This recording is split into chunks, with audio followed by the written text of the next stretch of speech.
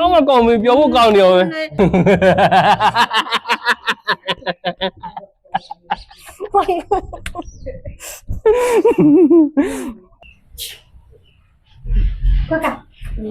ညီလေးညအိမ်မက်တာတလားဘဝမှာဖြစ်ချင်းဆိုဆန္ဒတွေပြည့်သွားတယ်လို့ ဘိုင်းမက်မက်မီးဘိုင်းမက်မက် အော်ပကံဖျားကိုဖူးပြီးတော့မိုးရံပူအောင်စီလိုက်ရသေးတယ် အဲ ဆန္ဒမကောင်းဘူးသွားလိုက်ရတာ တိုက်ဆိုင်လိုက်တော့ညကိုလည်းအိမ်မက်မက်တယ်တိလား ဟုတ်လားဘာအိမ်မက်မတာ ကိုမပြောပြချင်ပါဘူးကွာ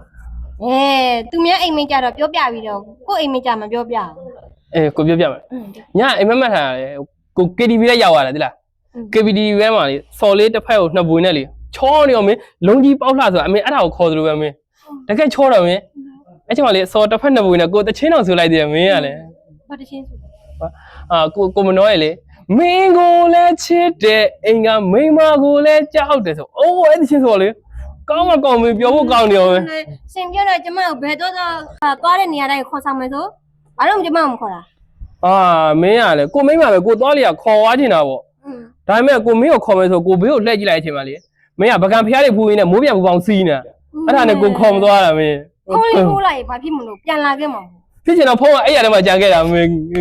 ပြောဖို့ကောင်းနေရောမင်းလက်တွေ့မပြောရမယ်အိမ်မထဲမှာတော့ပြောခွင့်တော့ပေးသမှာမင်းကလေနော် ဘယ်မျိုးမှန်းတည်ရမိုးပြန်ပူကနောက်မှသွားစီးပါတယ် မင်းက KTV မှာလိုက်ကပြဘူးလား မင်းကိုလိုက်အောင်ခဲ့ဘူးလေ ပြောမကောင်းမင်းကိုလည်းချစ်တယ်အင်္ဂါမိန်းမကိုလည်းကြောက်တယ်ဆိုဒီဘက်ကဝိုင်းတစ်ခွက်ဟိုဘက်ကဝိုင်းတစ်ခွက်နဲ့မနဲ့တာရ ကြောက်လို့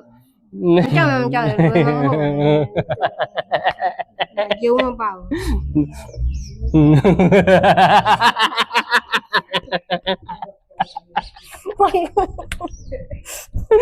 း